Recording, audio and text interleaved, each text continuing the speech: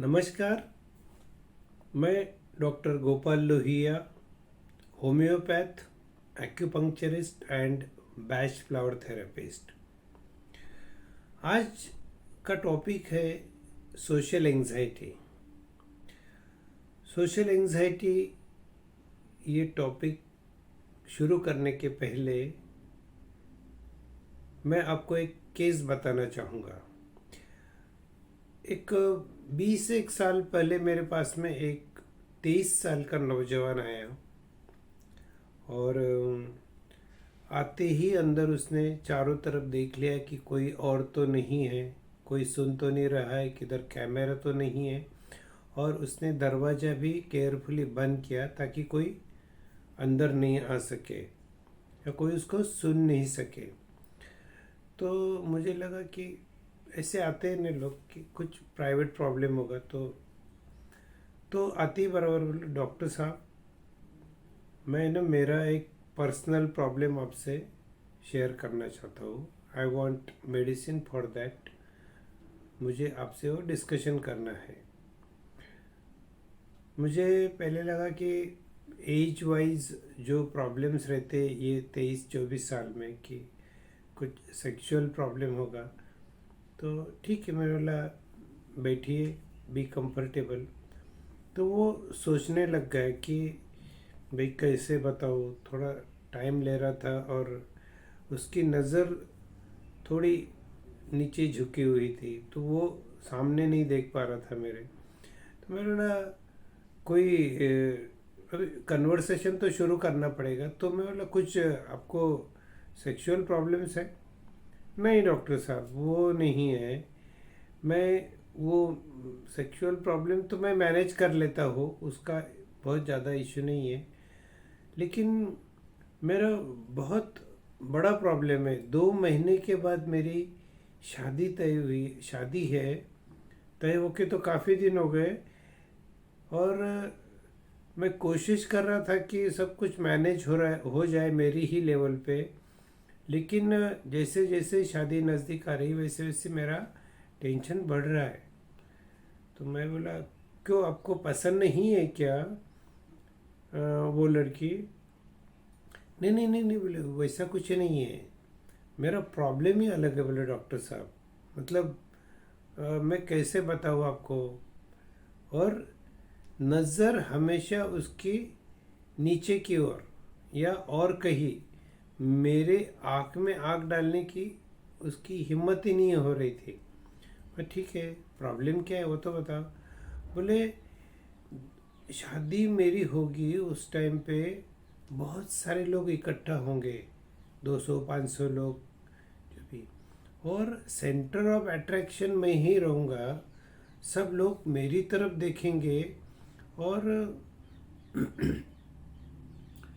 तो मैं वो बर्दाश्त नहीं कर सकता हूँ कि ये सब लोग मुझे देखेंगे। तो और वो जो मैं सोचता हूँ कि सब लोग मेरी तरफ देखेंगे तो मुझे कैसा लगेगा, वो सोच के भी मुझे कैसा तभी होता है, सोच के भी मुझे डर लगता है कि मैं कैसे फेस करूँगा इन लोगों को।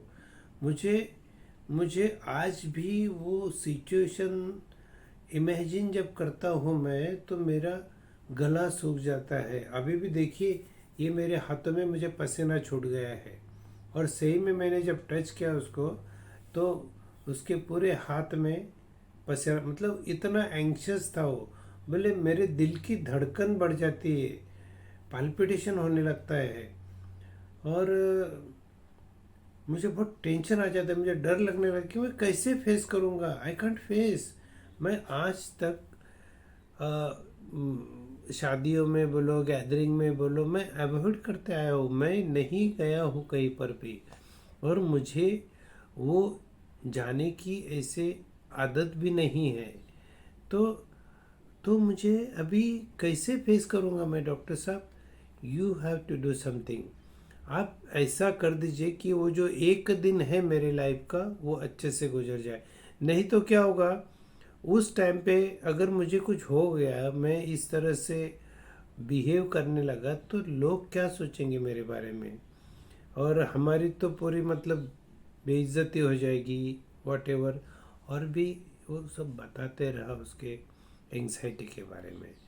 तो ये बंदे को मैंने एक होम्योपैथिक दवाई भी सिलेक्ट किया, वराइटा कार्ब, और उसके साथ में पैश फ्लावर की लार्ज रॉक रोज, वॉलनट, वाइट चेस्टनट, पाइन और रेस्क्यू रेमेडी, ये दवाइयाँ शुरू की। एंड स्लोली स्लोली उसका कॉन्फिडेंस वापस आने लगा। शादी के दिन तक उसका कॉन्फिडेंस 60-70% तक आ गया था। और उसको डर था, ऐसा नहीं कि उसका डर पूरा 2 महीने में निकल गया। ये सब चीज़ें निकलने के लिए काफ़ी वक्त लगता है, इनके जड़ तक जाना पड़ता है कि ये बंदे को इतना सोशल फियर, सोशल फोबिया क्यों हो गया है। तो मैं ये केस में भी मैंने बाद में उसका पूरा हिस्ट्री लेके जड़ तक पहुंचा हूँ, मैं आपको बताता हूँ। लेकिन इसको जो मेडिसिन दिया उसके बारे में पहले बता देता हूँ। लार्ज दिया उसको क्योंकि उसका कॉन्फिडेंस बहुत कम हो गया था, पुअर कॉन्फिडेंस, उसको कॉन्फिडेंस हो ही नहीं रहा था कि मैं ये कर पाऊँगा। और रॉक रोज आप सबको पता है, एक दहशत की स्थिति रहती, पैनिक स्टेट, उसके दिमाग में, दिलो दिमाग पे 24 घंटा डर बैठा हुआ था। तो ये डर के लिए रॉक रोज और वॉलनट, वॉलनट की उसके लाइफ में जो बदलाव आ रहा था अभी, कि वो सिंगल से शादीशुदा होने जा रहा था, ये बदलाव इजी होना चाहिए, इसलिए वॉलनट दिया। वही वही थॉट्स उसके दिमाग में घूम रहे थे, इसके लिए वाइट चेस्टनट और पाइन। पाइन बहुत अच्छा मेडिसिन है। जब हम लोग खुद को कम, इन्फीरियर समझते हैं, ऐसा लगता है कि हमारे अंदर कुछ कमी है, उसको यही लगता था ना वो बंदे को कि मेरे अंदर कुछ कमी है, सब लोग मुझे घूर के देखेंगे, सब लोग मेरे तरफ देखेंगे और उनको फिर मेरे अंदर जो कमियां है वो उनको पता चल जाएगी। तो इसलिए पाइन दिया। ये सब का एक मिक्सचर तैयार करके 6-6 बूंद उसको 4-4 घंटे से दी। और उसको जो बीच बीच में पैनिक अटैक्स आते थे उसके लिए उसको रेस्क्यू रेमेडी दिया। और उसको बोलते कि जब भी आपको टेंशन ज़्यादा आएगा, रेस्क्यू रेमेडी 2-2 घंटे से 1-1 घंटे से, even you can take every 10 minutes, every half an hours, जैसे ज़रूरत पड़ेगी वैसे लेना है। और शादी के दिन बेसिकली 3 दिन पहले से उसको मैंने रेस्क्यू रेमेडी 1-1 घंटे से चालू कर दिया था।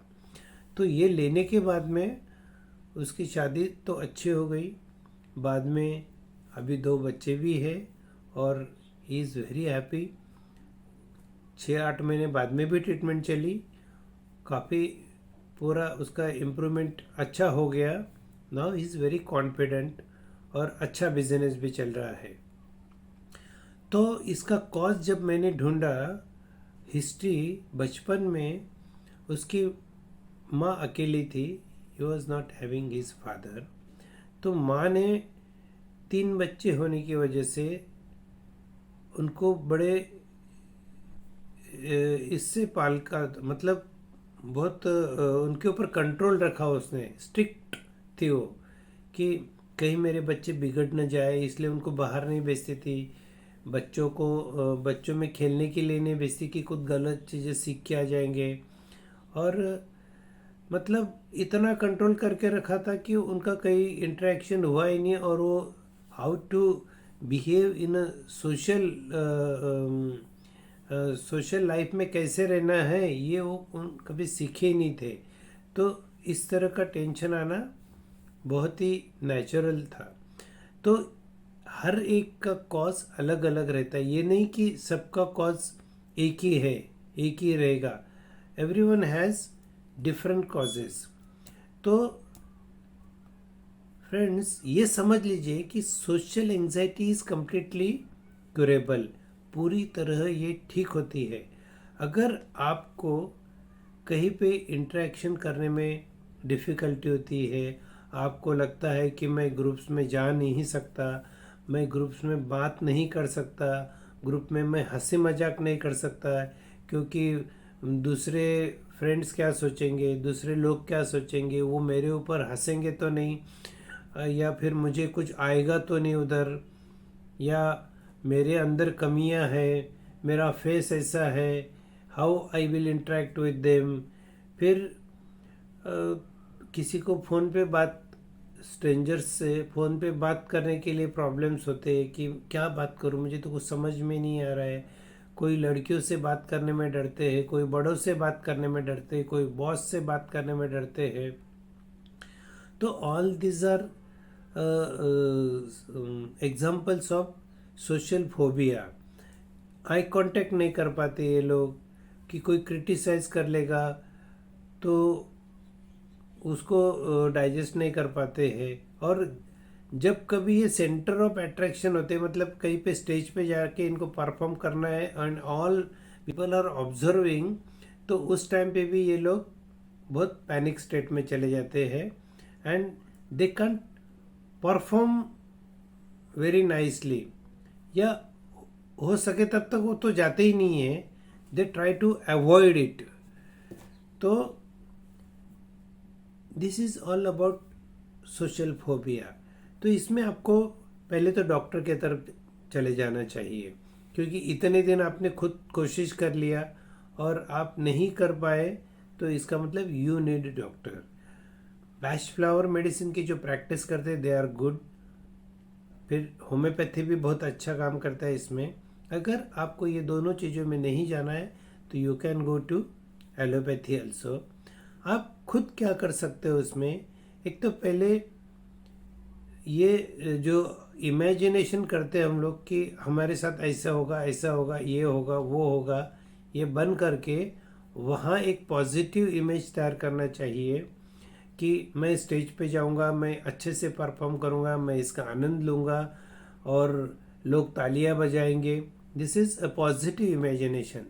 वो उसका रोज़ प्रैक्टिस करना इफ़ इट इज़ पॉसिबल। उसके साथ में योगा है, मेडिटेशन है, प्राणायाम है, ये सब आपको डेली बेसिस पे करना है।